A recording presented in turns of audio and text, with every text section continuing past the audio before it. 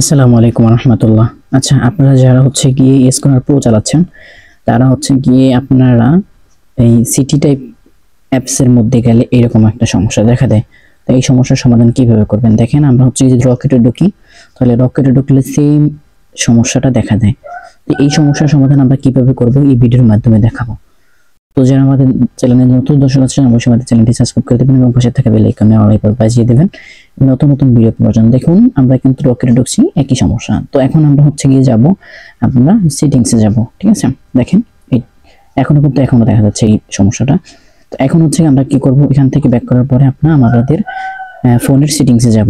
সেটিংসে যাওয়ার পরে এখান থেকে আমরা এই দেখুন, এখান থেকে আমরা খুঁজে নেব অ্যাপস। অ্যাপস দেখেন এই যে অ্যাপস দেখা যাচ্ছে। তো আমরা অ্যাপস এর উপর ক্লিক করব। ক্লিক করার পর আমরা অ্যাপস ম্যানেজমেন্টে যাব।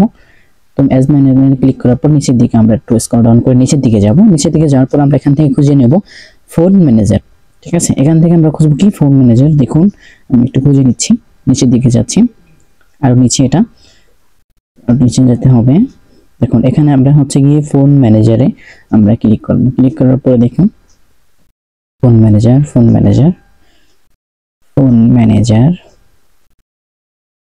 আচ্ছা এই যে দেখুন ফোন ম্যানেজার, এখানে কিন্তু ফোন ম্যানেজার দেখা যাচ্ছে এই যে এটা।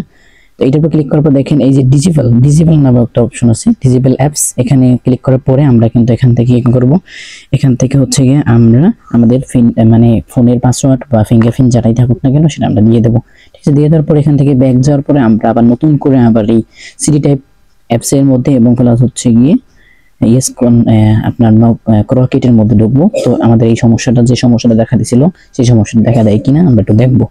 তো দেখুন আমরা সিটি টাইপের উপর ক্লিক করলাম। ক্লিক করার পর দেখুন এখন কিন্তু কোনো প্রকারের এই সমস্যাটা দেখা দেয় নাই, প্রথমে যে সমস্যাটা দেখা দিয়েছিল। তো আপনারা এই সেটিংসটা চালু করে নেবেন যাদের সমস্যাটা হচ্ছে, যাদেরকে এই যে রকেট এবং প্লাস গিয়ে আপনার সিটি টাইপ অ্যাপস এর মধ্যে ঢুকতে দেন। এরকম অনেক অ্যাপস এর মধ্যে ঢুকতে গেলে এই সমস্যাটা দেখা দিত। তো আপনারা এই সেটিংসটা করার পরে আর আপনাদের সমস্যাটা হবে না। দেখুন আমরা একটা রকেটের উপর ক্লিক করি। ক্লিক করার পর দেখুন এখন কিন্তু আমাদের ইজি ভাবে কিন্তু চলে গেছে। তো এইভাবে আপনারা কি এটা ঠিক করে নেবেন, ইনশাআল্লাহ কোনো সমস্যা হবে না আশা করি। ধন্যবাদ সবাইকে, ভালো থাকবেন, সুস্থ থাকবেন। কথা হবে পরবর্তী অন্য কোনো ভিডিওতে।